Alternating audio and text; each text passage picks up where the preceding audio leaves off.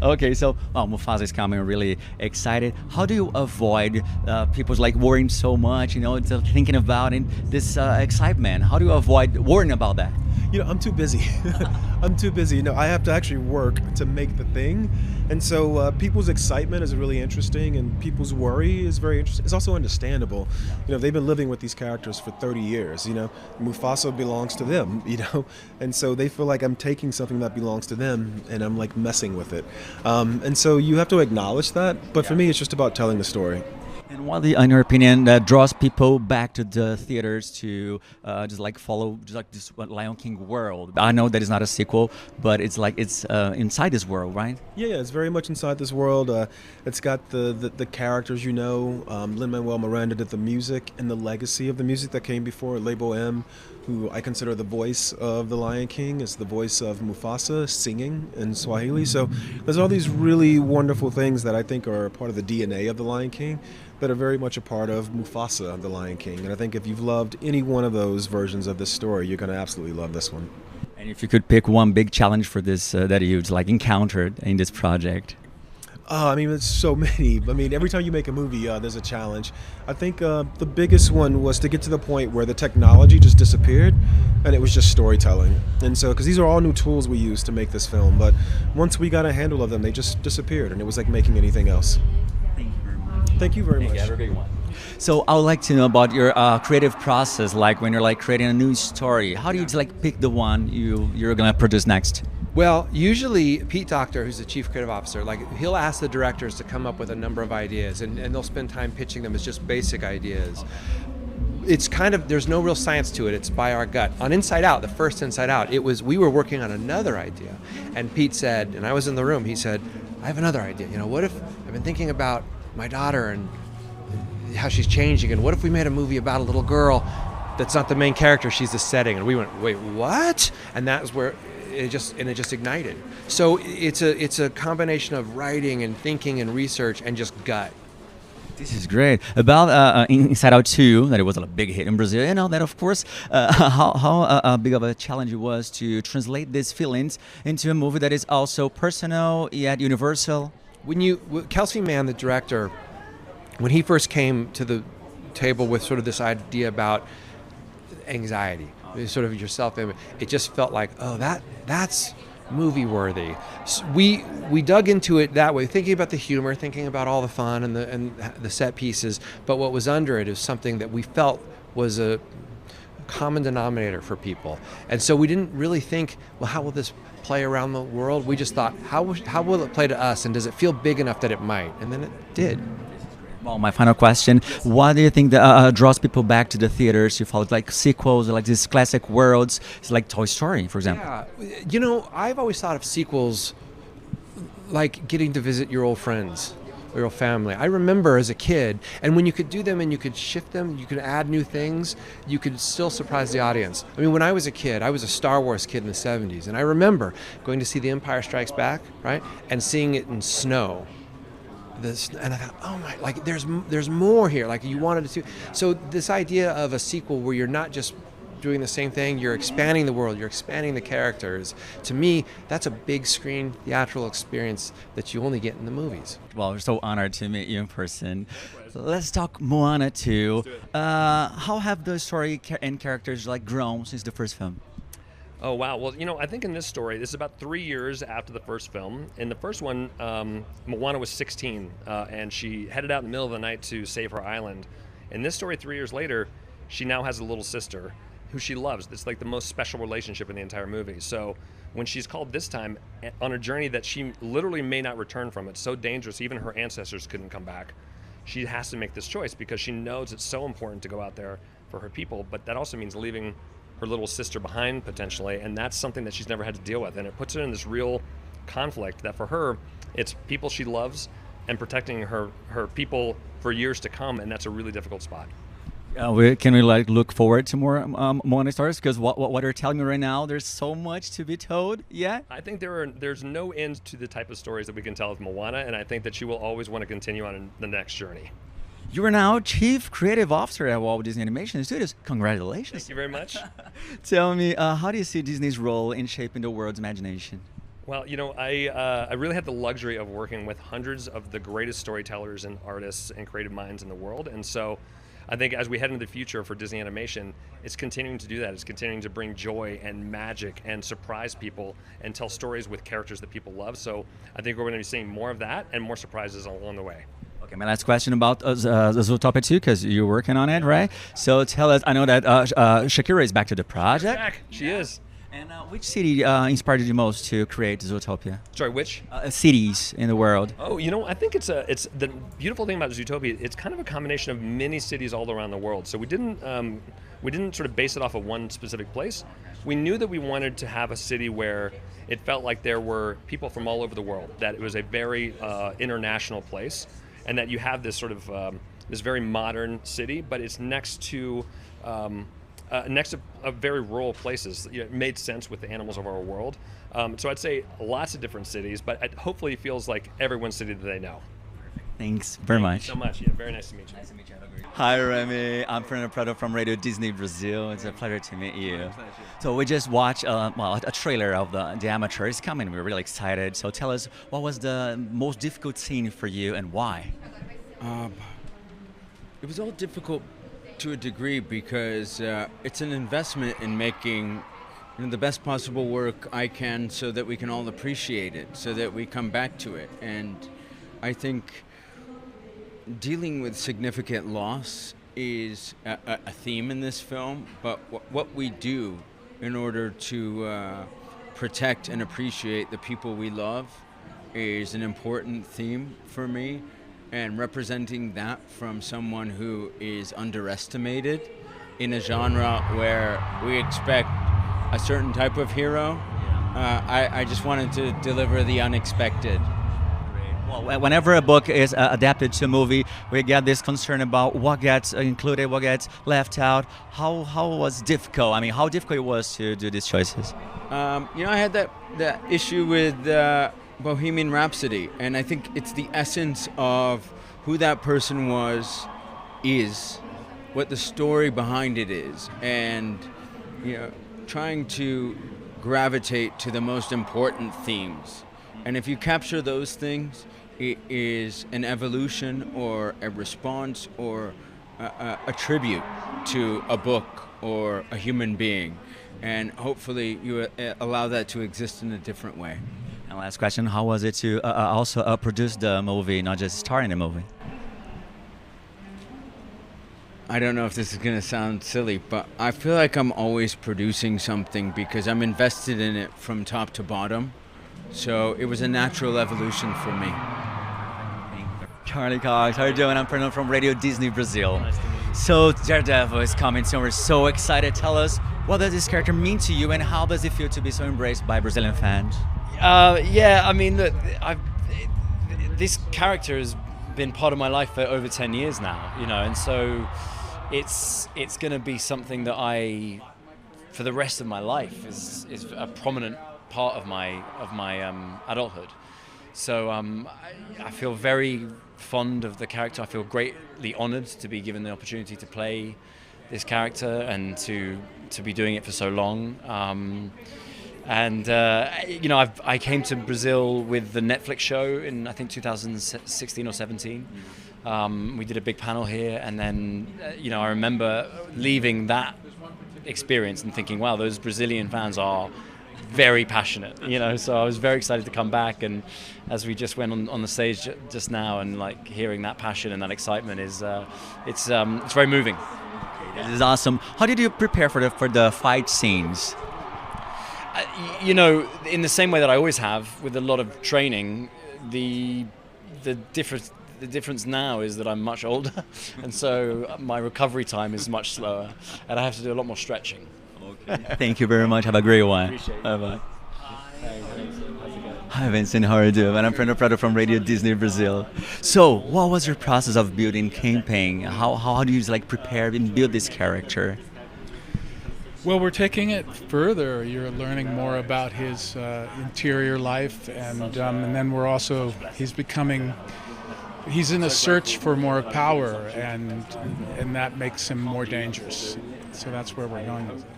And what did you get to, like, what new sides of campaign did you get to experience right now that you couldn't do earlier, you know? In the show, we explore more of their real lives, Matt Murdock's and Wilson Fisk's real lives. And so with my side of the show, it's you get to know Vanessa Fisk, my wife, better, and that becomes very intense. And she has a lot to do with the danger of the as a couple, we're extremely dangerous, I should say. I'm trying to think of what I can say without giving things away. But it's that, and then also I think that he's becoming what he thinks is more powerful, and that's going to be something that the audience is going to like, I think. And what is it like to be part of our imagination? And this is going to be forever because a really big character, a big film, and we're going to remember that forever. Does it like it? It's a little bit of a weight in your, while you're like filming or creating. For the show? Yeah. Yeah, it's great. Like we know how much the fans are a part of this. It's like we say it all the time. Charlie and I, we travel a lot together doing promotions and stuff, and one of the things that we always talk about are the fans, because they've supported us since the first season in Netflix. And now it's obvious I just came off stage with a huge audience screaming and yelling, and they were just loving the fact that we're here, and I appreciate it so much. But I think that the biggest thing for us is to do a really good show and deliver what the fans want. It's a really nice journey to be on. Thank you very much. Have a great one. Yeah, of course. Bye-bye. Oh, it's so great to be at the very first D23 in Latin America.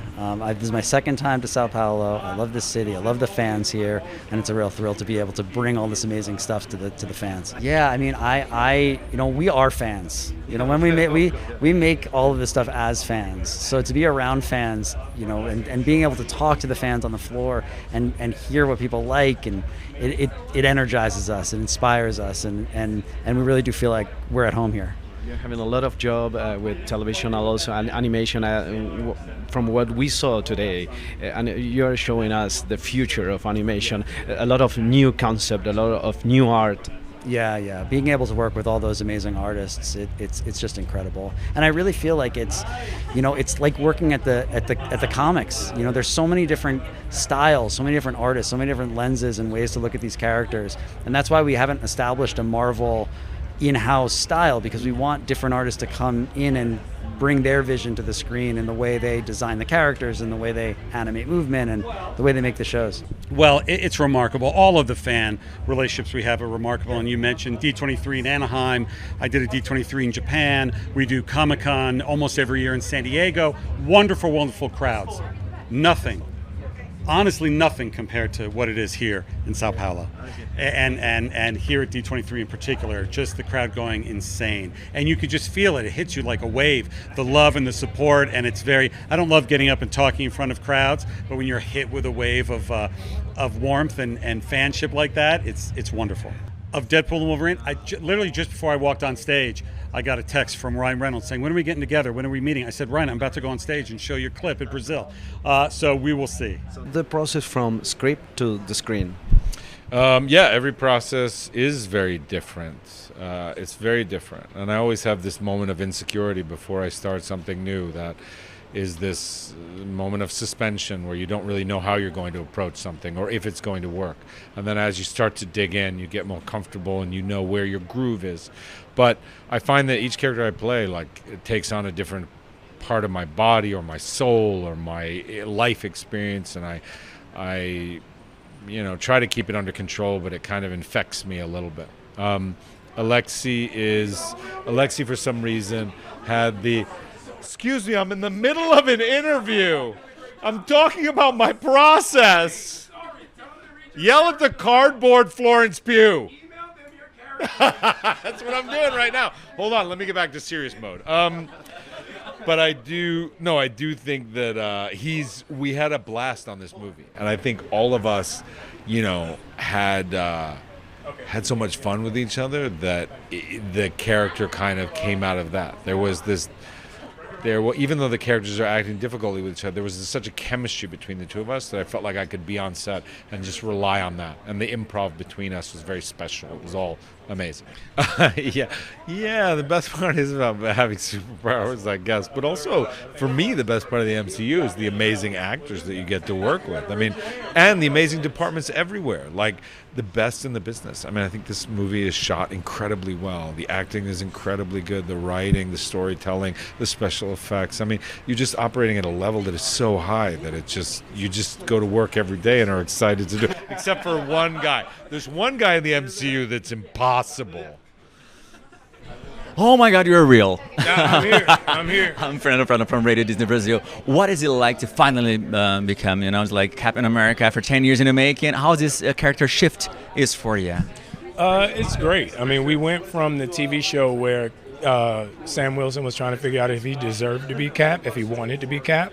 And in the movie now we see that he's accepted the mantle of Cap and trying to decide where he's going to take that and where that's going to lead him. So we see a very different Captain America in this film. And he really steps up to the plate and takes on that moniker in a great way. Sí, no, pero para mí era un sueño desde que era niño. Entonces creo que desde el momento que empecé a actuar, o antes era atleta primero y después actor. Entonces estar en un escenario así de grande, con tanta presión, siempre es algo que me encantaba. Como siempre buscaba algo que daba importancia en este nivel. Pero por fin cuando me dieron el guión y pensé, no, sabes que eso era un sueño, ahora eso es la realidad. Es un momento que para mí todavía hasta este día estoy tratando de como, I don't know, se sigue siendo como un sueño. Ahorita, mientras que estoy haciendo todo esto, de todo el tiempo estoy como, wow, aquí estoy. Hi, Chandra. I know that you get that a lot, but I love you. Radio Disney loves you. Thank you very much. Tell me, after playing Dr. Miranda for so long, how to keep things fresh, also for the audience, but for you as an actress? Right. Well, it's all in the writing. It's something that I don't put my hands into. I don't make a bunch of suggestions. I wait for the scripts to come out, and then I get inspired and figure out how to make Bailey do that. And that has never gotten old in all of these years. But these scripts, they give you so much knowledge. Have you ever felt like using your knowledge from the scripts, from the on-screen, on your real life, like helping someone? I wish I could. I can't call up my inner Bailey at any time. Sometimes if I'm like standing in a line at the post office, I wish I could bring up my inner Bailey to get me to the front of the line, but it doesn't work, no. So you couldn't do stitches using Proline? No, not at all, no. Well, we've also stepped behind the camera to direct some episodes. How was this experience for you? I love it more than I thought I would have. It's a different part of my brain that gets to work, and I really love that. I've done 24 episodes now of the show as a director, and just the art of being able to get the filming done and meet my deadlines, and everything comes together in editing, and it looks like an episode of Grey's Anatomy. That's it's something that I never thought I would have been doing. And is it possible to pick one episode out of all the seasons that you like the most, or like more? Well, I always go back to the first episode because that's the one that really established what the show was going to be, and that's the one that we always think of if ever we're confused about how should we do this episode. Well, how will we do it in episode 1? And it's kind of our North Star. It guides us. Okay. Thanks a lot. Have a great one. You're welcome. Thank you. Hi, James. How are you doing? Well, how are you? Yeah, great. We're from Radio Disney Brazil. Oh, okay. I want to know, how do you see the importance of the show for you, but also for the television industry after, almost 20 years on the road? Well, the show was so groundbreaking in a lot of ways when it first appeared or first aired. And a lot of that was due to Chandra and her incredible genius of taking the show and really wanting to reflect the viewers and to see characters that look like them, that resonated, a voice that sound very familiar to them. Diversity is thrown around a lot and it almost comes cliche, but I think she framed it in a way that Hollywood had to kind of look at themselves again and kind of recalibrate and say, okay, we're gonna have to change the way we portray these characters and tell these stories. And a lot of that had to do with her and our show, and they show these people whose lives are put in their hands, and we cheer them when they're victorious, or we shake our fingers at them when they're naughty. But I think that's the thing that has kept audiences coming back for these 20 seasons, is they want to see what happens on the other side, what that arc is going to look like. And I'm proud that I've been a part of that. This is great. We have a joke here in Brazil that we say we are almost med school grads thanks to Grace Lowen, of course. So have you ever felt like helping someone in your real life because of the knowledge you got from the script somehow? Oh, I mean, I tell somebody, I mean, I could probably maybe take a splinter out of somebody's finger. That's about the best I could do. We always applaud the men and women who really do this. And a lot of the doctors and that have been around have applauded what we've done and the cases we showcased, and how these people perform under incredible pressure, and I find some humor in it, find some pathos in it as well, and I think Grey's Anatomy has done that as well as any show has.